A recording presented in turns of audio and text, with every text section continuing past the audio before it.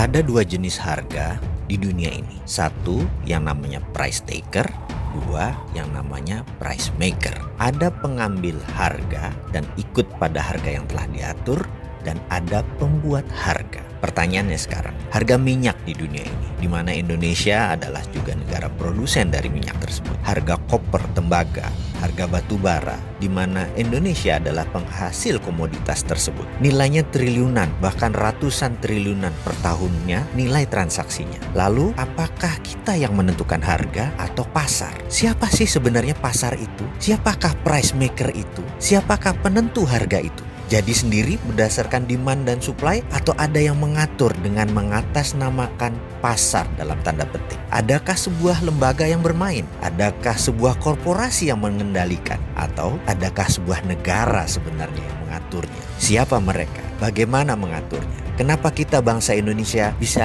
menjadi korban atau hanya sebagai price taker saja? Tidak bisa Indonesia menjadi price maker. Kenapa kita tidak bisa menentukan harga? Mengapa harga teh, harga tembakau, harga sawit CPO kita sebagai negara produsen kalah dengan pasar?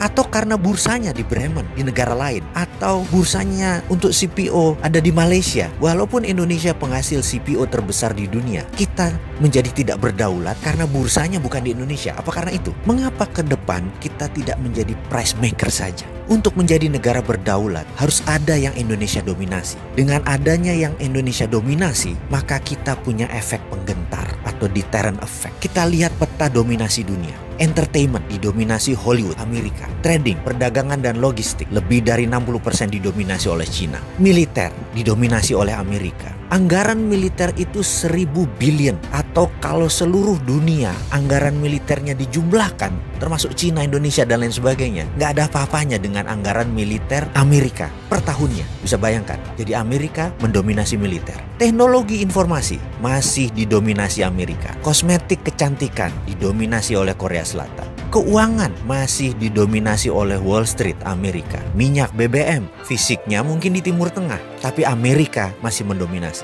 Lalu, apa yang Indonesia bisa dominasi ke depan? Kita ini punya keunggulan geografi. Sumber mineral kita semua ada. Lahan yang subur, kita memiliki air. Lebih dari 95% wilayah Indonesia mengandung air, H2O. Matahari kita, lebih dari 99% wilayah Indonesia terpapar matahari. Pupuk dari barisan gunung vulkanik itu berjajar di 80% wilayah Indonesia. Dan kita memiliki jalur laut yang dilintasi kapal niaga yang nilainya per tahunnya juga sangat besar. Lalu dengan kekuatan itu, apa yang kita bisa dominasi? Atau kita mulai dengan mendominasi bursa ikan. Kita ingin menentukan harga ikan dori, ikan tuna dan lain sebagainya. Mengapa bursanya tidak di negara Indonesia, di negara archipelago ini? Kenapa kita nggak buat bursa ikan yang bisa menentukan harga ikan? Atau mengapa kita tidak menjadi negara penguasa food hegemoni? Kita mendirikan food estate di mana-mana, di banyak lahan di Indonesia yang masih kosong untuk menjadi pangan dunia, lengkap dengan pengalengan dan pembekuannya. Mengapa kita tidak membangun bursa untuk mineral, logam industri, bursa tanah jarang? Sungguh Pak Pemimpin,